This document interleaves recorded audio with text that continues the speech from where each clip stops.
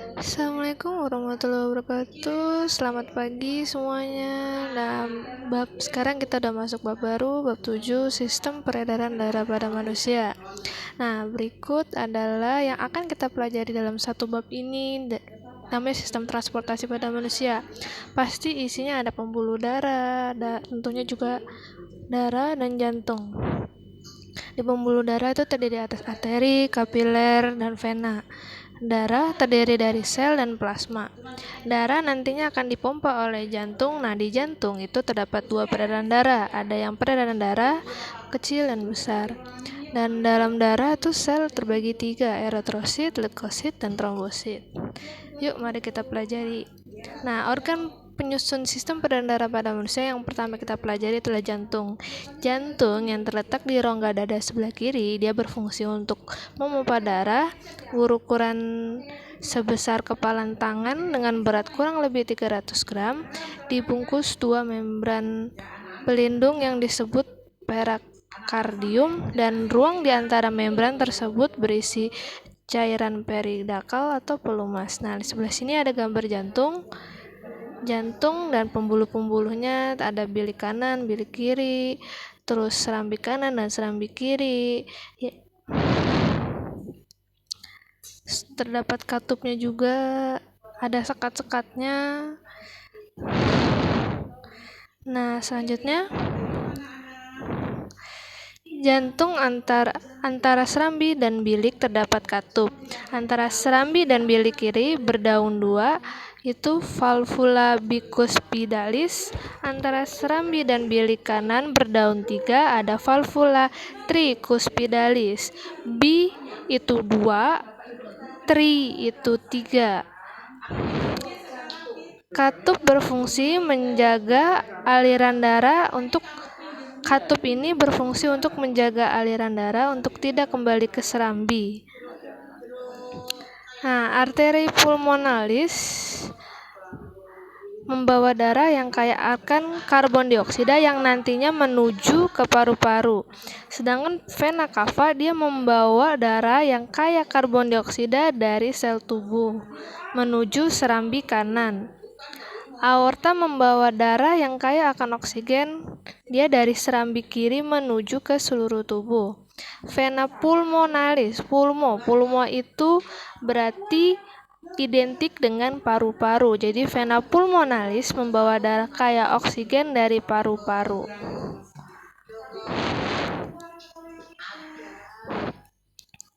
Nah, cara kerja jantung. Jantung berdenyut apabila otot jantung berkontraksi dan berelaksasi. Jadi kalau misalnya seseorang masih hidup, jantungnya itu melakukan dua gerakan, yaitu kontraksi dan relaksasi. Denyut jantung dapat dirasakan pada pembuluh nadi di bawah permukaan kulit, dipengaruhi oleh usia, jenis kelamin, berat badan, kesehatan, dan aktivitas tubuh. Umumnya jantung berdenyut 60-80 kali per menit. Nah, kita bisa coba sendiri ya, kita hitung berapa denyutan kita dalam 1 menit.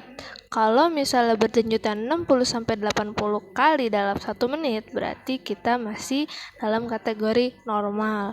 Nah, biasanya kalau jantung berdenyut lebih cepat, itu mungkin dipengaruhi oleh aktivitas kita. Ketika kita berlari, denyut jantung jadi lebih cepat. Kalian bisa merasakan debaran jantung kalian terengap-engap juga. Nah, tekanan darah menunjukkan kekuatan jantung memompa darah. Tekanan darah orang dewasa itu normalnya 120/80, di mana 120 itu darah ketika jantung berkontraksi atau sistol. Kalau 80 itu menunjukkan ketika otot jantung berrelaksasi atau diastol. Lanjut, Sekarang kita ke pembuluh darah. Darah di dalam pembuluh nadi yang berasal dari jantung. Yang berasal dari jantung ini dia akan kaya akan oksigen karena dia akan mengalir dari jantung ke seluruh tubuh. Darah di dalam pembuluh balik yang rendah atau miskin oksigen akan mengalir menuju jantung. Mengalirnya darah ke seluruh tubuh merupakan hasil kerja jantung yang memompa keluar darah melalui pembuluh nadi untuk dialirkan ke seluruh tubuh. Pembuluh kapiler itu satu, dia menghubungkan arteri terkecil atau arteriola dan vena terkecil atau venula. Berhubungan langsung dengan sel tubuh, halus, berdinding tipis, terdiri atas selapis dan berdiameter 7,5 mikron. Nah, ini gambar pembuluh darah. Yang paling atas ini arteri, yang tipis dan punya cabang-cabang ini kapiler, dan vena itu terletak di paling bawah. Lanjut, kita ke pembuluh nadi atau arteri. Arteri ini dia membawa darah keluar dari jantung. Nah, kalau keluar dari jantung berarti pasti kaya akan oksigen ya. Ciri-ciri pembuluh nadi itu dia letak arteri yang agak ke dalam dari permukaan kulit. Bila arteri terluka, pasti darahnya akan memancar atau muncur. Memiliki lapisan elastis yang tebal, denyut terasa di bagian tubuh tertentu, misalnya ada pergelangan tangan. Nah, tadi kan Ibu udah suruh, coba kalau misalnya dalam 1 menit, kita hitung berapa kali denyutannya. Denyutannya itu kita meriksanya di pembuluh nadi atau di bagian pergelangan tubuh kan sangat terasa ya. Kalian bisa mencoba sendiri di rumah. Mempunyai 1 katup dekat jantung agar darah tidak mengalir kembali ke jantung. Jadi darah yang udah keluar di pembuluh nadi itu tidak akan kembali ke jantung. Nah, ini bentuk dari pembuluh nadi atau pembuluh arteri. Nah, pembuluh nadi yang berpangkal pada bilik kiri dan kanan jantung disebut aorta.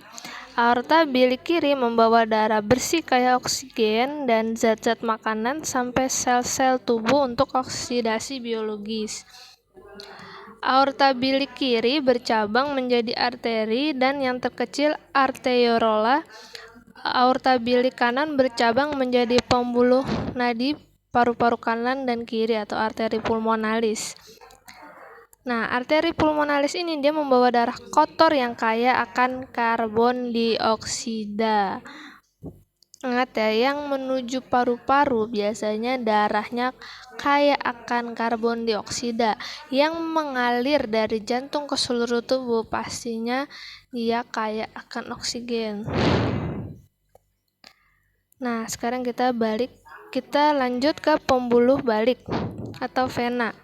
Ciri-ciri pembuluh balik itu dia letak vena dari permukaan kulit berwarna kebiruan dan denyutnya tidak terasa. Bila vena terluka, dia darahnya tuh nggak kayak pembuluh arteri, darahnya keluar. Kalau pembuluh balik atau vena, dia darahnya tidak keluar. Memiliki lapisan elastis yang lebih tipis dari arteri, tapi tidak sekuat dan selentur arteri. Makanya ketika kalau di arteri kita bisa tahu denyut jantungnya, jantung kita. Kalau di pembuluh balik atau vena itu karena dia tidak selentur arteri, maka kurang terdeteksi.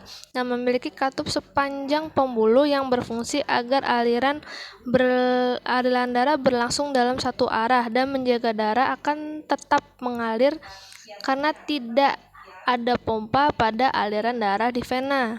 Terdiri atas pembuluh besar dan pembuluh balik paru-paru.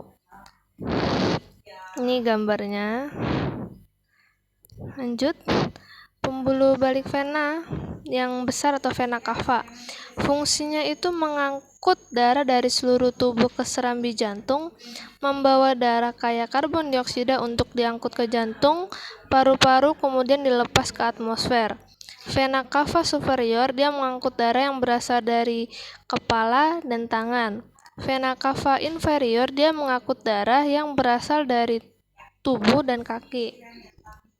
Bercabang-cabang menjadi pembuluh vena, kemudian bercabang sampai paling kecil yang disebut venula.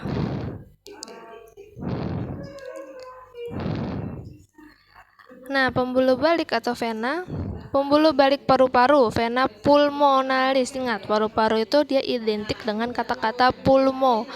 Terdiri atas pembuluh balik paru-paru kanan dan kiri. Kedua bersatu menuju serambik kiri dan jantung, membawa darah yang kaya akan oksigen.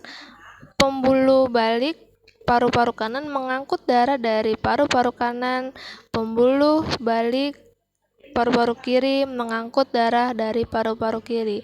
Oke, lanjut ke part 2 ya untuk penjelasan berikutnya.